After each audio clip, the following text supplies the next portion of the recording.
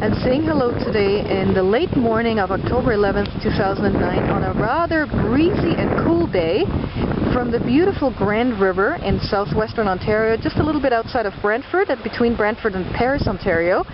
I'm here with an outdoor adventure expert, Jamie Kent from Grand Experiences, sorry. And you were just telling me there's something down the stretch on the river here that's called Mile Hill, right in this area. And what is the significance of Mile Hill? Well, Mile Hill is where a lot of the old gypsum mines are located. Okay. That's plaster of Paris. Exactly. The mining town back then. A lot of the miners would have been emigrated here from England because they wouldn't have had people with mining skills. And they lived mostly in the south part of Paris here. Those homes are way long gone. There's some really beautiful homes down here now. But so that hill is peppered with old mine shafts. And the neat thing about them is that it's also a lot of freshwater springs in that hill. And the springs find the mine shafts, which, although the openings have long since eroded in, the shaft is still there into the side of the hill. Right. Fresh spring water finds that and comes out of the hillside much quicker than normal.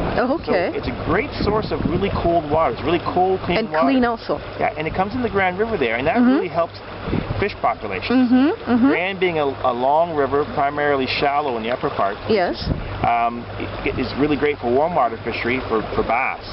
But the cold water additions are great for fish like trout.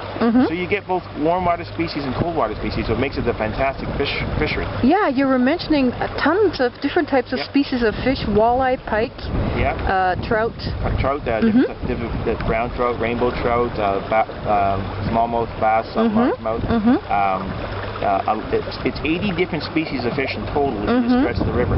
It has a classification called exceptional waters because it has such a diverse fish population and it's such a healthy breeding ground for fish. They want to preserve the area. There's special fishing regulations in this stretch of the river. It's catch and release.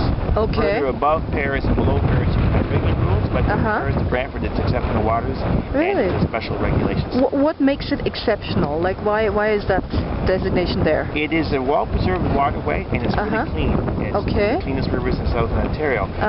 And it's a big waterway, so it's a great breeding ground for fish. Very few disturbances from man along here. So they removed some of the dams over the years and that type of thing. And with the cleanliness and the amount of water we have here, it's a fantastic breeding ground. And the diversity. I think that's probably the biggest thing in the Grand. It has a neat story in the diversity of its fish population. It's the most diverse fish population in Canada. Same thing could be the forest to run along it. It's biggest forest in southern Ontario is here, and it's the most diverse. Being Carolinian, it's the most diverse ecosystem in Canada. And now, why are they called Carolinian? This is the type of forest you would get much further south. In Carolina? Places like Carolina? Exactly. So this is a little bit warmer here than the rest of Ontario. With the river valley, its proximity to this being fairly far south, just north of Lake Erie. And you get a little warmer season here than the rest of the so it's not quite as cold winters, and it tends to be a little bit longer summers. So the Carolinian species thrive here, and it's a big migratory route for birds. A lot of birds come through to be dropping a lot of the seeds. So we get like sycamore trees here. Sassafras, coffee. Well, we were riding yesterday on a bicycle beside the Grand River in Brantford on the right-hand side on the Gilkinson Trail or whatever it was called, and there was a canopy of trees overhanging the path, and I said, this doesn't look like Ontario. This looks so southern. That's exactly and maybe that's what it is. That's true. It's the Carolinian forest. Great. And with that, you get a big range of animals. So you get this neat diversity of plant life, animal life, fish life, and then along we talked about being a heritage river from its cultural significance. Same diversity of people live along the Grand River. And so it's a really diverse area. Yeah, you mentioned a combination, obviously, of original native tribes that were settled here, Iroquois tribes, as well as Mennonites further north on the Grand River, and also, of course, European settlers that came in. A lot of German influences in the in the Waterloo area. I mean, the Kitchener-Waterloo Oktoberfest is the largest Oktoberfest outside of Germany. Large Scottish populations of villages like Ayr and Glenmorris along the Grand River, Fergus. We have a Scottish festival in Fergus every year. So, and then a lot of English influences in the Brantford-area of Paris.